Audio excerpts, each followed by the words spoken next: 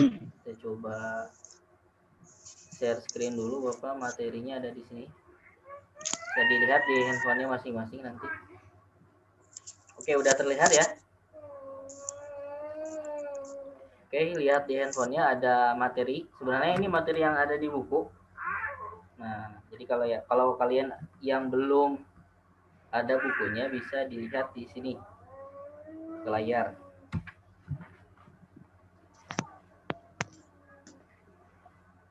Oke, sudah ada ya? Iya, Pak. Oke, nah di bab ini menjelaskan mengenai sejarah masuknya Islam ke Nusantara. Nusantara itu salah satu wilayahnya yaitu Indonesia. Ya. Kemudian Nusantara itu luas ya, semenanjung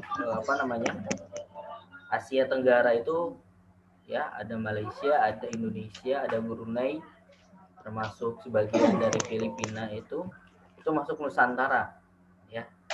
Nah, Indonesia bagian dari Nusantara. Nah, kalau kalian sudah baca di materi yang Bapak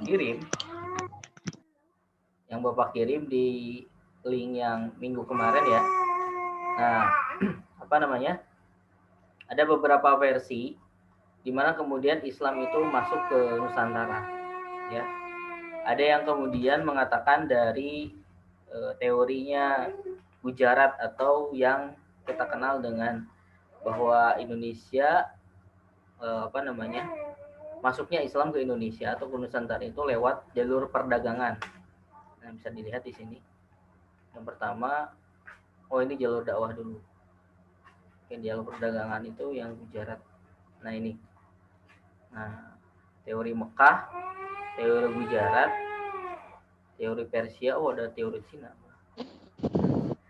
Oke, yang teori Mekah ini, nah, menurut teori Mekah, proses masuknya Islam ke Indonesia adalah langsung dari Mekah atau Arab, terjadi pada abad pertama Hijriah atau abad ke-7 Masehi. Jadi di sini mengatakan bahwa sudah di abad 7 Masehi itu kemudian Islam sudah masuk ke Indonesia. Ya. Bukti-buktinya kalau kalian searching itu banyak ya bukti-bukti bahwa Islam itu sudah masuk ke Indonesia. Salah satunya gini, untuk pertama kali ada kekuasaan Islam yang ada di Indonesia yaitu Islam Perlak tahun 840 sampai dengan 1292 Masehi. Di mana sultan yang pertama adalah Sultan Alauddin Syekh Muhammad Abdul Aziz Shah yang berasal dari keturunan Arab dan beraliran Syiah.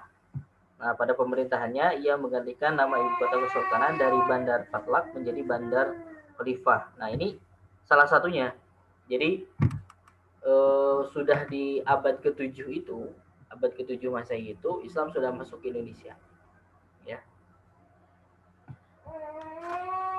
Dan banyak lagi.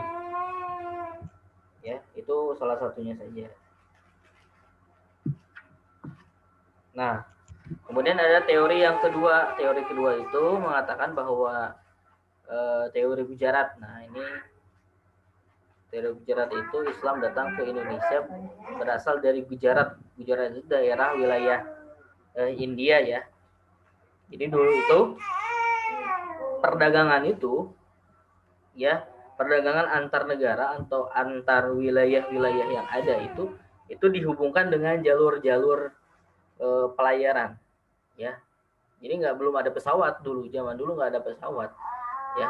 Bahkan sampai hari ini pun sebenarnya ekspor impor itu ya, kita misalnya ekspor ya, barang kita ke luar negeri itu pasti menggunakan jalur laut pakai perahu ya. Misalnya Indonesia terkenal ekspor apa nih? Ekspor yang dikenal Indonesia apa ya? Nah, barang-barang yang misalnya yang diekspor dari Indonesia ke luar negeri itu menggunakan laut, pakai kapal laut dan seterusnya. Begitupun barang-barang yang diimpor ya atau yang didatangkan dari luar negeri ke Indonesia itu juga pakai jalur laut, pakai perahu di kapal laut ya, di barang-barangnya itu. Karena kalau misalnya menggunakan jalur darat itu lebih mahal.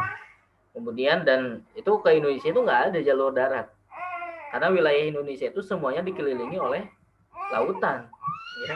Jadi kalau mau masuk ke Indonesia harus menggunakan kapal laut. Perahu. Nah, begitupun kita ke luar negeri ya. Gimana kalau misalnya pakai pesawat terbang? Sama, kalau pakai pesawat terbang juga ongkosnya lebih mahal ya, dan nggak bisa banyak barang yang kemudian bisa dibawa, kecuali barang-barang yang ringan kan. Kalau misalnya barang-barang yang berat dan banyak itu tidak mungkin diangkut lewat pesawat terbang. Nah, maka dari itu sebenarnya ada jalur yang dinamakan di Indonesia itu ada jalur sutra ya, di mana jalur itu memang jalur yang sangat strategis ya, ada Selat Malaka. Nah, jalur sutra.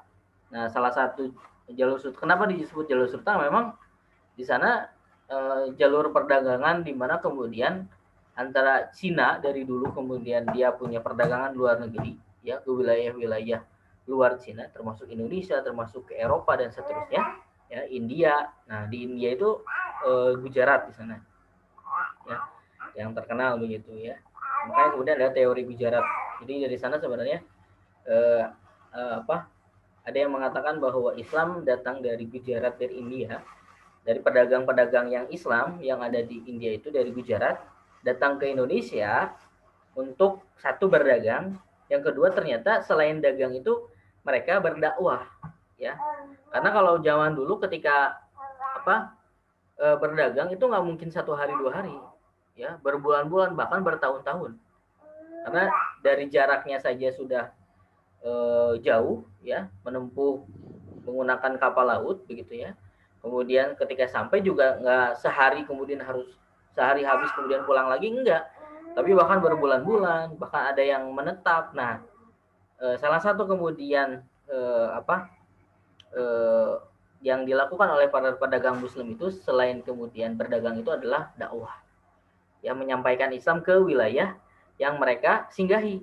Nah, termasuk ke Indonesia. Ketika mereka dagang itu, mereka dagang barang yang mereka dagangkan. Selain itu kemudian mereka menyebarkan Islam, ya, mengajak orang kepada Islam. Nah, itu diantaranya. Nah, kemudian di sini ada teori Persia. Nah, ini kurang tahu nih. Lewat lah ya. Nah, teori Cina itu kita coba baca saja. Ini mengatakan bahwa proses kedatangan Islam ke Indonesia berasal dari daerah Persia atau Farsi, sekarang Iran. Ini tradisi budayanya katanya mirip dengan yang ada di Iran. Nggak mesti juga, tapi ya ini ada salah satu teori. Yang keempat ada teori Cina. Nah, menurut teori Cina, proses kedatangan Islam ke Indonesia, khususnya di tanah Jawa, berasal dari para pedagang Cina. Mereka telah berhubungan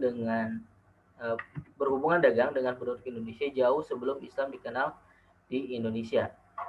Yakni sejak masa Hindu-Buddha, ajaran Islam sendiri telah sampai di Cina pada abad ke-7 Masehi, pada masa dinasti Tang. Jadi sebenarnya yang dapat dakwah Islam lebih dulu itu menurut teori Cina itu sebenarnya orang Cina dulu. Karena sebelum Indonesia kan tadi sekitar abad 7 Masehi, atau kemudian ditandai dengan adanya Kesultanan Islam Perlak itu 840. Nah, kalau di Cina itu sebenarnya di abad 7 awal ya, 618. Dinasti Tang itu 618 sampai 967. Nah, di Guangzhou, Kanton Zhangzhou dan pesisir Cina Selatan. Kalau misalnya kita lihat, nah wilayah-wilayah ini sampai hari ini itu banyak muslim-muslim yang ada di Cina di sana. Jadi kalau misalnya di Cina, wilayah Guangzhou ini banyak Cina. Wilayah Kanton banyak Cina. Banyak Islam, maksudnya muslim, orang-orang Cina yang beragama muslim. Ya, dan seterusnya. Sampai hari ini kalau misalnya ke Uighur itu juga muslim. Nah, menurut teori Cina sebenarnya Islam masuk dulu ke Cina, kemudian dari Cina karena kita punya hubungan dagang dengan orang-orang Cina ya, dengan jalur sutra tadi ya, lewat Selat Malaka. Nah, Islam datang dari Cina, dari pedagang-pedagang Cina ya. sana. Ya. Bahkan kemudian di sini pembuktian teori Cina ini bahwa raja Islam pertama di Jawa, ya, yakni Raden Fatah dari bin Toro Demak, merupakan keturunan Cina. Jadi, nah, salah satu raja yang kemudian raja kerajaan atau kesultanan Islam di tanah Jawa itu namanya Raden Fatah. Nah, Raden Fatah itu adalah keturunan Cina, gitu. Ya, ibunya berasal dari Champa, ya, Cina bagian selatan, sekarang termasuk Vietnam. Jadi ibunya, ya, itu berasal dari Cina. Sementara yang kemudian bapaknya itu dari wilayah Jawa. Ya. Nah, itu salah satunya, dibuktikan dengan itu. Nah, dan seterusnya. Ya. Nah, ini luar biasa, kalian bisa baca-baca ya. Termasuk kemudian kalau kalian baca lagi kemudian sejarah berkaitan dengan masuknya Islam ke Indonesia itu disebarkan dengan ada para wali ya. Nah, para wali itu kalau kalian coba perhatikan di sini ada Wali Songo ya. Apa disebut Wali Songo itu? Wali itu wali ya, orang-orang yang dekat dengan Allah. Songo itu 9, jadi ada 9 wali. Nah, jadi itu ya, wali itu wali dan Songo itu 9. Nah, gitu ya. Ada di sini ada Sunan Maulana Malik Ibrahim atau Syekh Maghribi yang diduga berasal dari Persia yang berdudukan di Gresik. Dan seterusnya ada Sunan Ampel atau Raden Rahmat, ya, Ampel, dan seterusnya ada Sunan Bonang, ada yang disebut yang nama aslinya Raden Maulana Makdum Ibrahim. Kalau kalian perhatikan coba, dari 9 wali ini, ya, semuanya itu mayoritas, ya, itu keturunan Arab, ya, dari wajah dan dari asal mereka itu keturunan Arab, kecuali Sunan Kalijaga ini asli dari tanah Jawa, ya, asli dari tanah Jawa itu Sunan Kalijaga. Tapi selain Sunan Kalijaga, 8 wali yang lainnya yaitu semuanya berasal dari Arab, keturunan Arab. Ini membuktikan apa? Bahwa Islam itu punya keterkaitan. Jadi bukan tanpa sengaja, ya, bukan tanpa sengaja Islam itu masuk ke Indonesia. Justru dengan perintah. Diperintahkan oleh siapa? Diperintahkan pada zamannya itu ada yang dinamakan dengan khalifah. Khalifah itu pemimpin tertinggi negara Islam. Khilafah pada masa itu, ya, untuk menyebarkan dakwah Islam ke seluruh penjuru dunia, nah, termasuk ke Indonesia. Nah, maka para wali ini adalah orang-orang yang ditugaskan, ya, oleh khalifah, ya, untuk kemudian menyebarkan dakwah di Indonesia. Dan alhamdulillah ternyata Indonesia termasuk wilayah atau negara yang kemudian dulu belum ada negara Indonesia, dulu itu ya Jawa dan seterusnya kan kerajaan-kerajaan dulu. Sebelum Islam datang itu kerajaan-kerajaan yang ada itu adalah kerajaan Hindu-Buddha, ya, senantiasa berperang dan seterusnya, saling memperebutkan kekuasaan, kan ada Majapahit, ada apalagi dan seterusnya, itu banyak sekali kerajaan Hindu-Buddha. Nah, setelah kemudian Islam datang, ya, dengan dakwahnya Wali Songo tanpa peperangan, perhatikan, tanpa peperangan, Islam kemudian menyebarkan dakwah kepada orang-orang di Jawa, orang-orang di Sumatera, orang-orang di Kalimantan, ya, di wilayah-wilayah yang lainnya, Sulawesi dan seterusnya, itu tanpa adanya peperangan, yang menyebarkan dakwah Islam dengan damai, ya, menyebarkan dakwah Islam dengan cara damai, ya, dengan apa? Dengan kemudian memberikan pemahaman kepada masyarakat bahwa Islam itu adalah agama yang benar, ya, agama yang benar, sehingga kemudian mereka bisa menerima Islam, ya. Ada berbagai uslub, ya, cara yang dilakukan oleh Wali Songo, ya. Tadi ada yang kemudian dengan perdagangan, ya, ada yang dengan jalur pernikahan atau perkawinan, ya. Ini jalur perkawinan itu biasanya keturunan Arab yang kemudian sudah lama tinggal di Indonesia itu kemudian mempersunting atau menikahi warga yang di daerah tersebut. Ya, saya menikah dengan misalnya orang Arab, kemudian yang beragama Islam itu, ya selain berdagang mereka juga ternyata tertarik dengan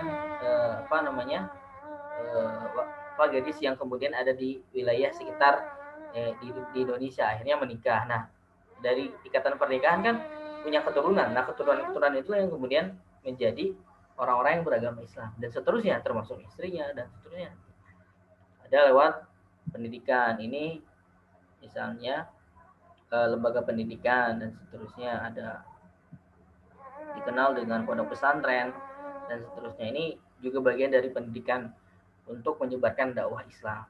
Ya, banyak pesantren itu kalau kalian perhatikan sejarah Indonesia itu, sebelum Indonesia merdeka itu, ya lebih dulu adanya pondok pesantren sebagai basis pendidikan sebelum ada sekolah-sekolah negeri hari ini. Kalau kita hari ini misalnya di SMP Negeri 4, kita negeri, ini kita masih baru banget.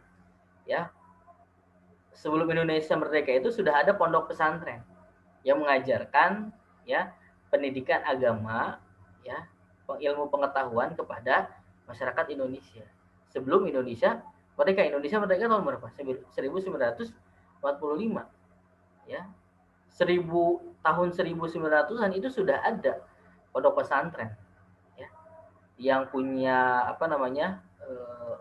jasa yang sangat besar untuk pendidikan Indonesia, dan termasuk penyebaran dakwah atau penyebaran Islam ke Indonesia, ya, maksudnya menyebarkan ajaran Islam ke masyarakat yang ada di Indonesia.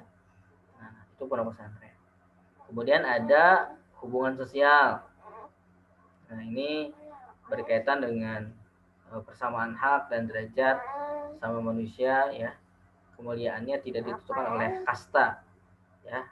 Pada zaman sebelum masuknya Islam itu dikenal dengan kasta. Ada bangsawan, ya, bangsawan itu berarti orang-orang yang keturunan raja dan keluarganya. Ada masyarakat biasa. Ini kan beda di masa lalu Indonesia itu mengenal begitu, ada kasta. Ya, perbedaan antara orang yang bangsawan yang keturunan kerajaan dengan orang biasa, masyarakat biasa itu beda. Ya, maka di zaman dulu itu sebenarnya orang yang menderita itu masyarakat biasa, karena mereka dipajaki, harus bayar upeti dan seterusnya kepada para bangsawan. Nah, ketika Islam datang, Islam menghapuskan kasta-kasta itu. Tidak ada kasta, tidak ada perbedaan antara manusia yang satu dengan manusia yang lainnya, semua sama.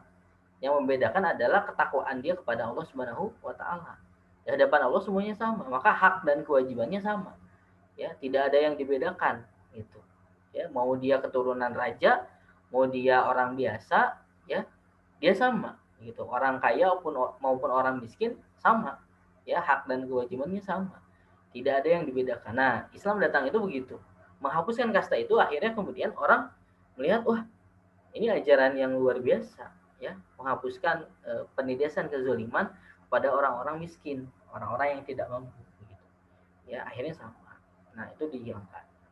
Kemudian ada juga, nah, salah satu yang unik itu dilakukan oleh kalau kalian baca sejarah Wali Songo, ada Wali Songo yang kemudian ini menggunakan cara berdakwahnya dengan wayang kulit, ya, sarana dakwah menyebarkan ajaran Islam. Itu salah satu wali yang kemudian menggunakan wayang kulit itu adalah Sunan Kalijaga, ya. Beliau punya pendekatan seni, ya, menjelaskan Islam ke tengah-tengah masyarakat dengan media wayang. Jadi cerita yang ada di wayang itu biasanya kan Mahabharata, ya. Mahabharata itu kisah-kisah Hindu Buddha sebenarnya. Dari zaman dulu memang yang dikisahkan itu karena itu adalah ajaran dari Hindu Buddha. Itu ceritanya cerita Mahabharata tentang Krishna, tentang Bharatayuda dan seterusnya, itu tentang Hindu Buddha. Nah, ketika kemudian itu menjadi sarana untuk menyebarkan dakwah Islam, sebenarnya yang diajarkan oleh misalnya Sunan Kalijaga itu tentang rukun Islam dan seterusnya, dengan cerita-cerita pewayangan begitu, ya, dengan cerita-cerita pewayangan yang kemudian itu sebenarnya mengajarkan Islam. Nah, itu cara-cara yang kemudian unik yang kemudian akhirnya diterima oleh masyarakat tanpa ada peperangan dan seterusnya, permusuhan nggak ada dan seterusnya. Nah, itu diantaranya nanti kalian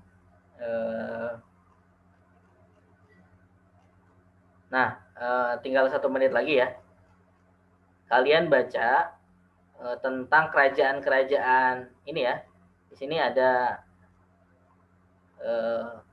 kerajaan-kerajaan Islam di Nusantara. Silakan dibaca, kemudian dirangkum ya. Ada berapa kerajaan-kerajaan Islam di Nusantara ya. Nanti hasilnya dijapri ke Bapak. Oke. Oke, silakan ada pertanyaan?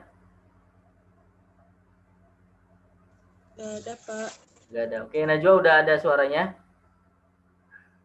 Nada udah ada ya? Oh, Udah, Isna nih. Isna yang dari tadi belum ada. Argi, ada suaranya? Bapak. Oke, sip. Oke, kalau tidak ada pertanyaan, saya kira cukup untuk pertemuan hari ini ya. Ya, tugasnya tinggal dikirim saja ke Bapak. Oke, kita akhiri dengan ucapan hamdalah. Alhamdulillahirabbil alamin. Subhanakallahumma wa bihamdika asyhadu an la ilaha illa anta astaghfiruka wa atubu ilaik. Assalamualaikum warahmatullahi wabarakatuh. Waalaikumsalam.